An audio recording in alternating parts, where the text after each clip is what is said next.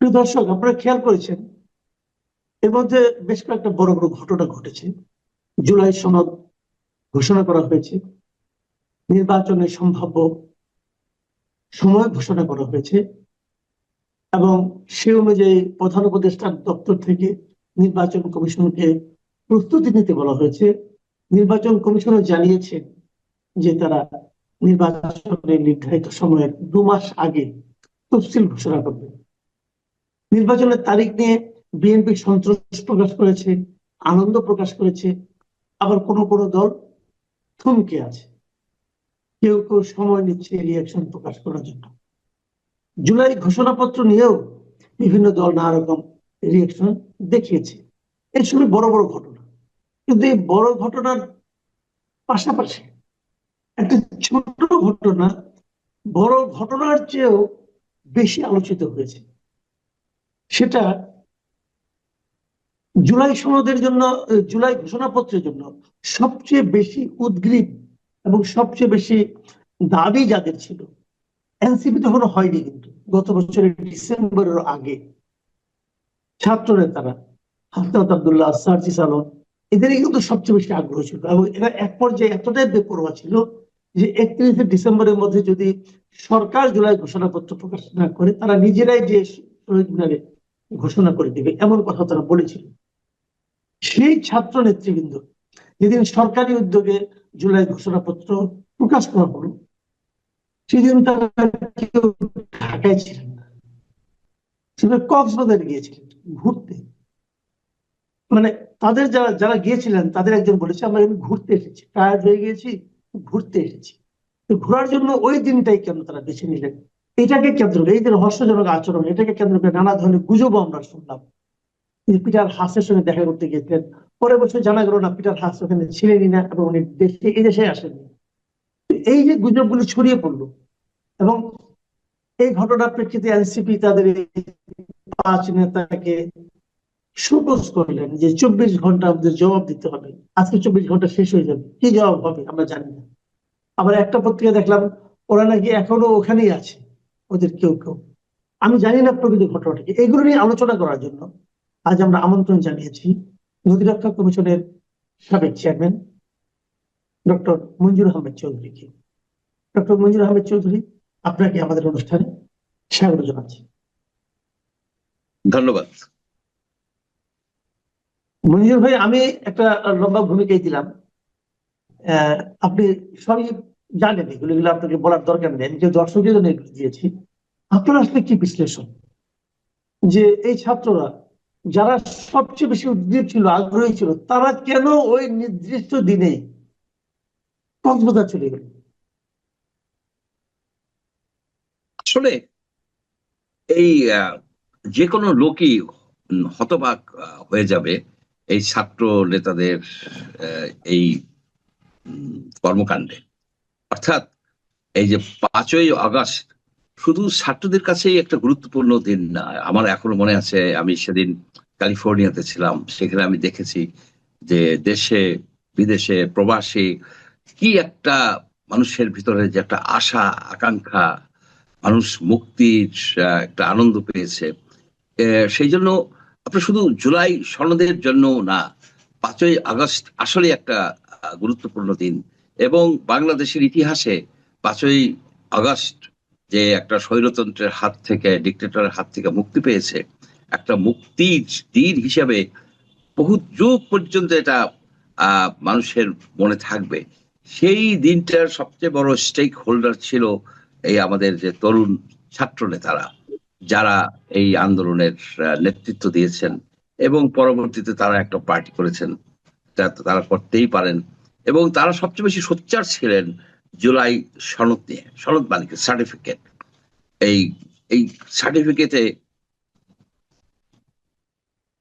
এই সার্টিফিকেটে যে জিনিসটা থাকার কথা ছিল, ঘোষণাপত্র মানে প্রোক্লেমেশন মেবি, প্রোক্লামেশন হচ্ছে ঘোষণাপত্র। যদিও এরা লেখছে কোনো প্রথম আলোতে দেখলাম যে জুলাই ঘোষণাপত্র, কিন্তু সনদ আর ঘোষণাপত্রের মধ্যে কিন্তু অনেক পার্থক্য আছে। সনদ হচ্ছে যে আপনার যে ঢাকা ইউনিভার্সিটি থেকে যে সার্টিফিকেট পেয়েছেন, সেটা কিন্তু একটা সনদ। আপনার জীবিত অবস্থা কেন, মৃত পরেও কিন্তু ওই সনদ কার্যকরী থাকে, যে অর্থাৎ আপনি এমএ পাস করেছিলেন ঢাকা ইউনিভার্সিটি থেকে, সাংবাদিকতা বিভাগ থেকে, যে এটা চিরন্তন, এটা চিরন্তন, এটাকে চেঞ্জ করা যায় না, আপনার সনদ চেঞ্জ করা যায় না, কেউ পারবে না চেঞ্জ করতে। সুতরাং ওই ধরনের একটা বিষয় কিন্তু তারা চেয়েছিল, এবং সেটা হলে ক্ষতি হতো না। যেমন বাংলাদেশে কোনো দুর্নীতি থাকতে পারবে না, এ ধরনের যদি এই সনদে থাকতো যে দুর্নীতি মুক্ত করার জন্য একটা কঠিন, একটা কঠোর পদক্ষেপ নিবে, থাকলে কিন্তু এটা একটা পার্মানেন্ট একটা কমিটমেন্ট হয়ে যেত, পার্মানেন্ট একটা বিষয় হয়ে যেত। আর একটা বিষয় হতে পারতো যে এই জুলাই আগস্টের এবং তারপরেও যারা আহত হয়ে মারা গেছেন কিংবা আহত অবস্থায় আছেন, তাদের সকল রকমের চিকিৎসা, তাদের ভাতা, তাদের সকল দায় দায়িত্ব রাষ্ট্রের, এটা অত্যন্ত ন্যায্য একটা না সেগুলো দাবি। আছে মঞ্জুর ভাই, সেগুলো হয়তো কিন্তু আছে, সেইভাবে ঘোষণাপত্রে এগুলো আছে, কিন্তু আমার কথাটা হলো কি, ওই দিন ওনারা আগ্রহ দেখালেন না কোনো এখানে থাকার জন্য। ওনারা কক্সবাজার চলে সেটাই যাবেন যে, কোন মানসিকতা? হ্যাঁ। আচ্ছা সেটি কিন্তু একটা মানে মিস্ট্রি। এই মিস্ট্রিটা কেন, যে কি এমন ঘটনা ঘটলো যে ছাত্ররা চলে গেল কক্সবাজার, তাও সবাই যায়নি, একদল গেছে, আরেক দল রয়ে গেছে, এবং তাদেরকে আবার করা হয়েছে, কি বলে, শোকস করা হয়েছে। আমার কাছে যেটা মনে হয় যে তারা এমন একটা সংবাদ পেয়েছে, যে সংবাদে তারা খুব হতাশ হয়েছে। সে সংবাদ অনেক আমরা করতে পারি, যেমন তারা যে পিটার হাসের সাথে দেখা করতে গেছে, পিটার হাস আদৌ ওখানে ছিলেন কিনা এটা আমেরিকান এমবাসি এনশিওর করে নাই, কারণ সে একদম প্রাইভেট সিটিজেন।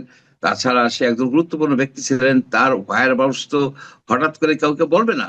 কেউ বলেন যে উনি ওয়াশিংটন ডিসিতে আসছেন, কেউ বলেন যে না উনি ওই দিন কক্সবাজারে ছিলেন, এবং তারা তাদের সাথে মিটিং করছে। এখন পিটার হাসের সাথে আপনি এরা কেন মিটিং করতে গেল? পিটার হাস প্রাইভেট সিটিজেন, সে একজন ডেমোক্রেটিক অ্যাপয়েন্টেড অ্যাম্বাসেডর ছিল, তার কি ভূমিকা থাকতে পারে এইখানে? আপনার আরো আমরা দেখি যে বেশ কিছু মার্কিন নাগরিক, যেমন উইলিয়াম মাইলাম, উনিও কিন্তু আছেন, বাংলাদেশের রাজনীতিতে ভূমিকা রাখেন। আরো কয়েকজন আমেরিকান আছেন, আরো বাঙালি আমেরিকান, তারাও কিন্তু ভূমিকা রাখেন। এদের সাথে কি কোনো সংযোগ আছে কিনা? এই এই তাদের এই যে পার্টিটা ভেঙে যাচ্ছে না, আমার কাছে মনে হয়েছে যে এনসিপি ভেঙে গেছে, এনসিপি ভেঙে গেছে, কারণ মেজর কয়েকজন লিডার, হাসনাত, সার্জিস, নাসিরুদ্দিন পাটোয়ারি, তাসলিম জারা, এই যে চারজন, এরা কিন্তু বলতে গেলে অর্ধেক, বলতে গেলে কি এরা অর্ধেকেরও বেশি ইম্পর্টেন্ট পোস্ট হোল্ড করে। তারা যখন চলে গেছেন এবং এই জুলাই সনদ অনুষ্ঠান তার বর্জন করছেন, তারা বর্জন করছেন। আবার আরেকটা বিষয়, ঠিক তার আগের দিন তাদের আরেকজন নেতা শারমিন, সামন্ত শারমিন, উনি ডক্টর ইউনূসকে খুবই মানে সরাসরি, তির্যক না, সরাসরি সমালোচনা করে বলেছেন যে উনি স্বার্থপর লোক। এক কথায় বলতে গেলে স্বার্থপর, উনি নিজের স্বার্থটাই দেখেছেন। কেন এই বিচ্ছিন্নতা, যাকে আমরা বলতাম কিংস পার্টি? আবার একটা এক্সপ্লেনেশন হচ্ছে যে তারা, এদের মনে হয় হয়তো একটা হতাশার সৃষ্টি হয়েছে যে এই ডক্টর ইউনূস বেশি দিন হয়তো ক্ষমতায় থাকতে পারবে না, সুতরাং আমরা আমাদের দিক দেখি, আমরা বিচার জন্য যাই, পিটার হাসকে রিকোয়েস্ট করি, এটা একটা হতে পারে। আর একটা বিষয় হতে পারে যে ডক্টর ইউনূস তার এই যে ইলেকশনের ডেট ঘোষণা করছেন, এবং হয়তো বিএনপির আসলে সাথে, আবার হয়তো না বিএনপি, আপনি আপনি আসলে মানে অনেকগুলি পয়েন্ট ছুঁয়ে ছুঁয়ে যাচ্ছেন, একটু ডিটেল করা দরকার মনে হয় দর্শকদের জন্য। আমি একটু প্রশ্ন করতে চাই, এটা হলো আপনি বললেন যে হয়তো ভিসার জন্য জিজ্ঞেস, ভিসা তো যদি ওখানে আদৌ পিটার হাস ছিলেন না অথবা ছিলেন, এটা কিন্তু কনফার্ম না, এবং ছিলেন না এইদিকেই বেশি জানা যাচ্ছে যে উনি আসলে ছিলেন না। কিন্তু তারপরে ধরে নিলাম ওনারা ওখানে গিয়েছে অথবা কারোর সঙ্গে কথা বলেছে, সবই ধরে নিলাম। কিন্তু আপনি যে কথাটা বললেন যে হয়তো ভিসার জন্য চেষ্টা করছে, তার মানে আপনি কি বলতে চাচ্ছেন যে এই নেতারা, এই এনসিপির নেতারা দেশ থেকে কথা ভাবছে?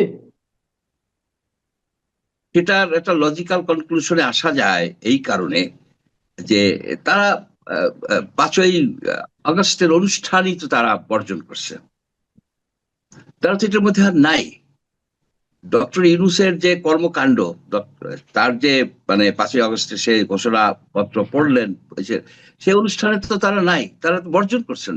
অর্থাৎ তারা নতুন একটা পথ তারা খুঁজে নিতে চাচ্ছেন। সে পথটা হতে পারে, আমি বলবো না যে এই হতে পারে যে তারা একটা অন্য কোনো দেশে চলে যাওয়ার চেষ্টা করছেন। অন্য কোনো দেশে চলে যাওয়ার চেষ্টা করা মানে হচ্ছে মূলত প্রথমে সবাই আমেরিকার কথা ভাবে, এবং আমেরিকার কথা ভাবলে পিটার হাস এখানে অ্যাম্বাসেডর ছিলেন, পিটার হাসের সাথে এদের উঠা বসা ছিল এক সময়, এটা জানা যায়।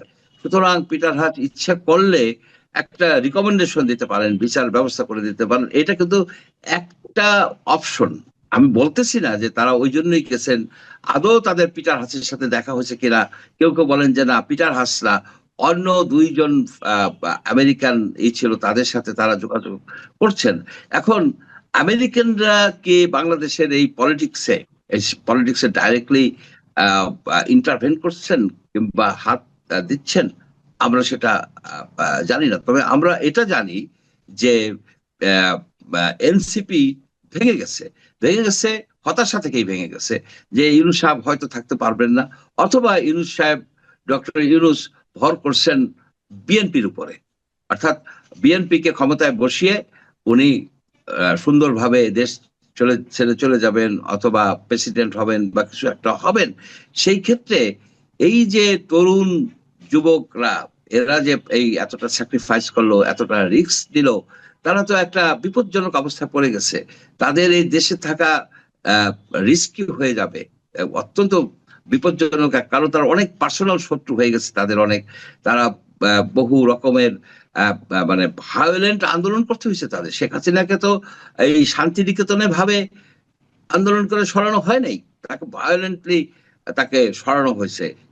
এবং শেখ হাসিনার প্রতিশোধ নেওয়ার ক্ষমতা, ইচ্ছা, জিঘাংসা সম্বন্ধে এরা অবহিত।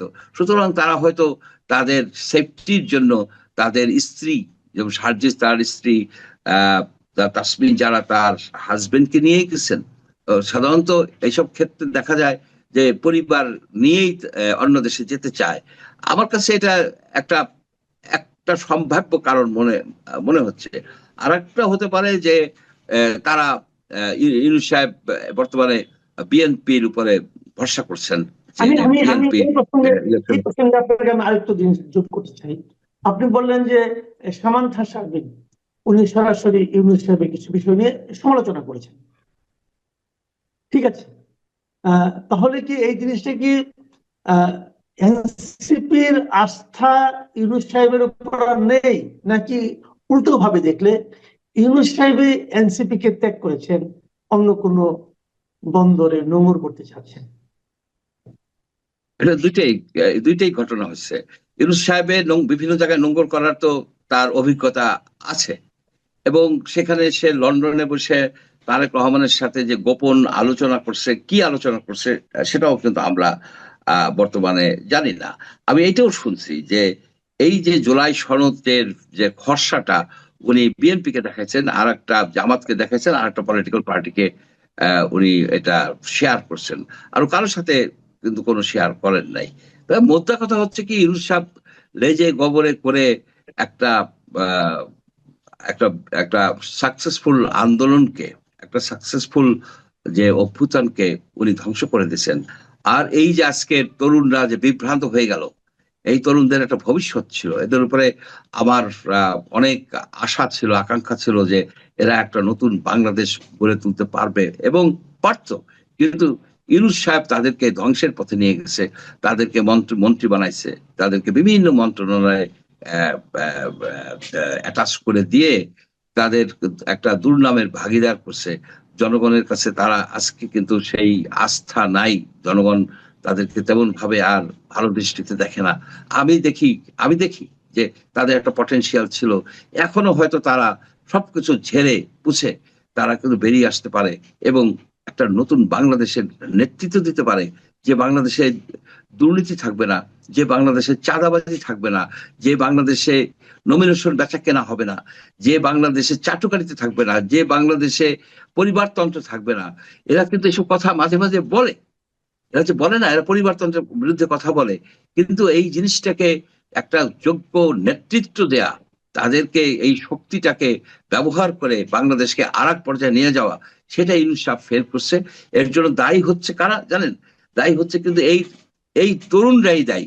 তারা কেন ইউনূস সাহেবকে, একটা 88, 87, 88 বছর বয়স্ক অশীতপর এক বৃদ্ধ ব্যক্তিকে কেন তারা এই পদে আনলেন? এবং তার অতীত ইতিহাস তো ভালো না। উনি তো কোনো পোস্ট ছাড়েন না। উনি তো অতীতেও দেখা গেছে যে উনি কোনো পোস্ট ছাড়েন নাই, এবং উনি কারো কথা শুনেন না।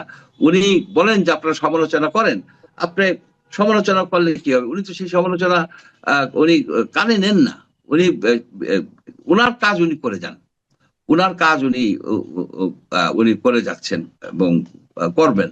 সেই জন্য মনে করি যে বাংলাদেশের এই জীবন থেকে, এই জাতির জীবন থেকে একটা বছর কিন্তু নষ্ট হয়ে গেছে, বৃথা গেছে।